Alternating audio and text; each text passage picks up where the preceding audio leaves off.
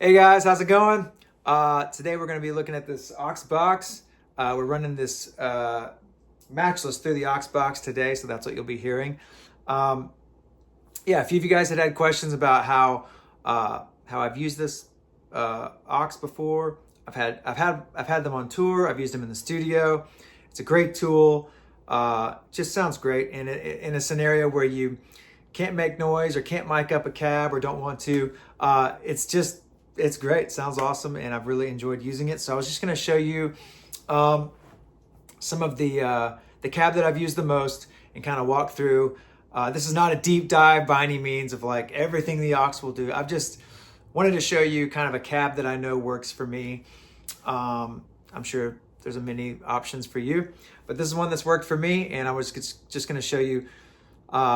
We'll mute and a few options for different microphones and stuff, and just kind of see how we go there. But yeah, just going to give you some sound examples and show you kind of up close what that cab looks like and how I've used it. All right, thanks. Here we go.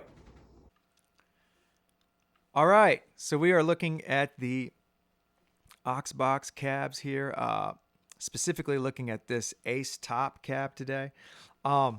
This is the one that I've used the most, the one I'm kind of most familiar with, and I just wanted to show you kind of what some of these sounds might, how this might work, what they sound like. And right now I've got you can see I've got a 121 and the 57 on here. And then you can control their levels here. So this is like how much of the blend you want. And then of course you can mute them either mic, which is super cool. So I'm going to show you what this sounds like. This is just the amp. Duesenberg into my matchless and into this cab.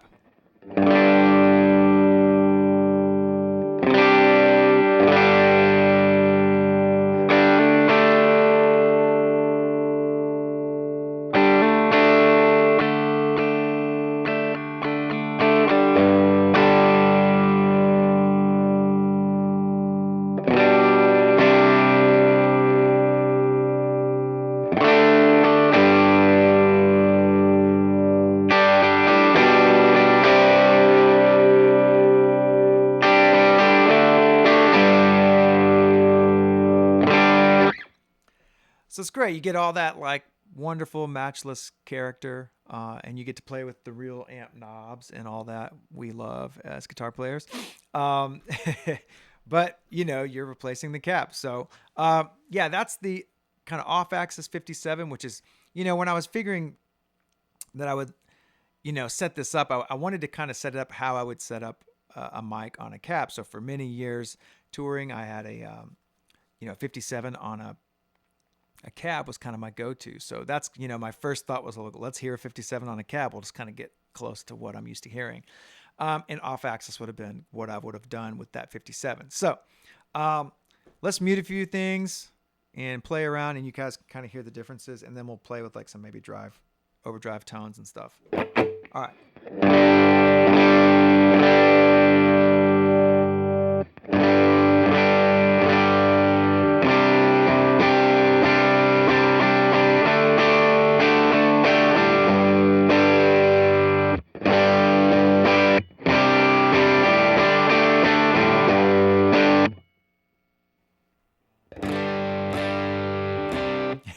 Okay, so this Royer I have much quieter for my blend. This was just like a little preset that I kind of made of a blend that I liked. So you can see that Royer is much quieter here. Maybe we'll turn that back up just for kicks here.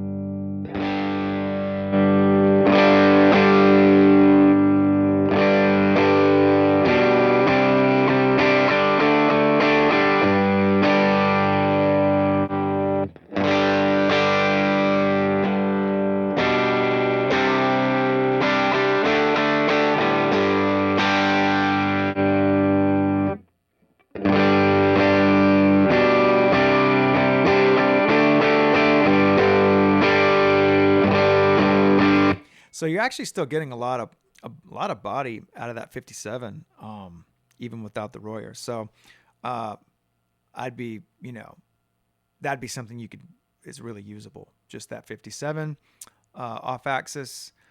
The without the off axis button on it, it felt bright to me, like right in the center of the speaker. So I like that off axis option. And then the high pass, you could use, just kind of depends on if you're trying to sneak this into a track and need it to be not so big. But live, you might want that, kind of fat sound.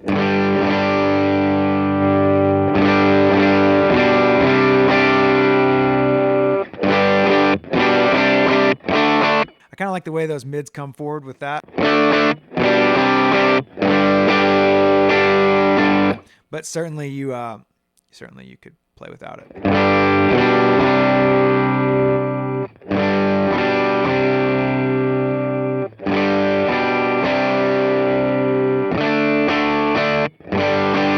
Okay, so for fun, let's add in some, you can see, by the way, I'm not messing with these. Room mics are off. I've got that pulled all the way down. Master, I'm just kind of making sure my level's good coming into Pro Tools. So I'm watching over here in Pro Tools where we're hitting. And then on the actual Oxbox, there's a line out as well. So I had to play with kind of where's that healthy level there to make sure it's not clipping, but you're not too quiet either because, you don't want it to sound weak. And then I'm not using any of these plugins. I'm sure there's some awesome stuff in here. I wanted to just use my pedals and just kind of use this like I would my real amp. I'm not used to having a lot of outboard gear in the studio at home. So I'm just kind of doing things on the front end of the amp. So just removing a few things here. I'm not using really any of this. I'm not using this. This room mic thing is super cool, but just for today, let's just leave this alone.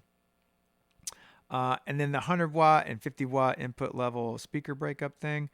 I just found that I liked the 50 and I didn't really feel like I needed the speaker breakup, simulator.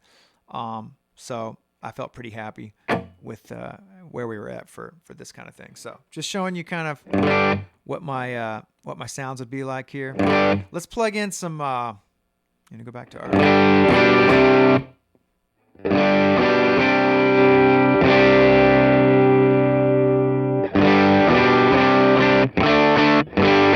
Let's add in some pedals.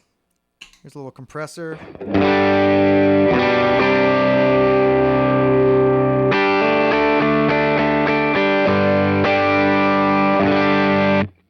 Add in a little drive from the King of Tone here. Let's turn the compressor off.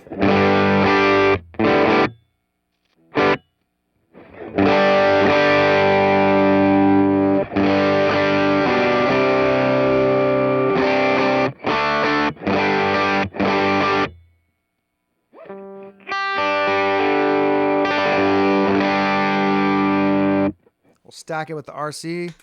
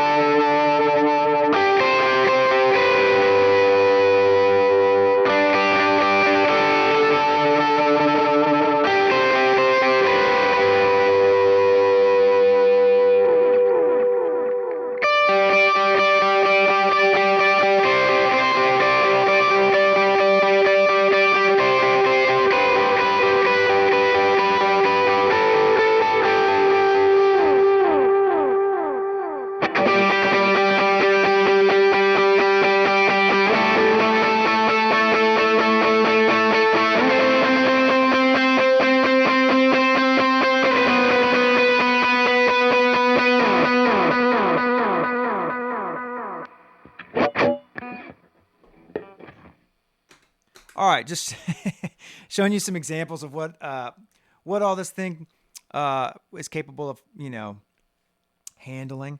Some of those kind of like leadish, kind of top endy tones.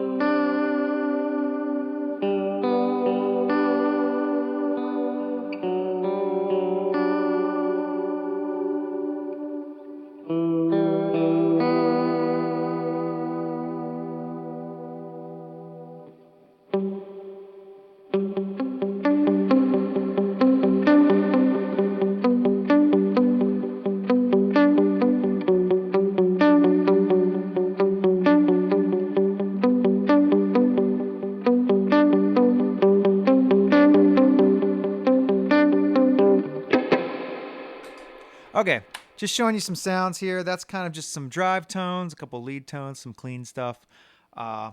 Just showing you what this thing might sound like. All right, there's some sound examples for today, and some of my kind of favorite settings that I would probably lean towards the soonest. Like if I had to record today or if I had to play live today, I'd be living somewhere in here. It'd probably be off-axis 57, high pass or not. You could play around with, just see what feels right in your monitors or for the track.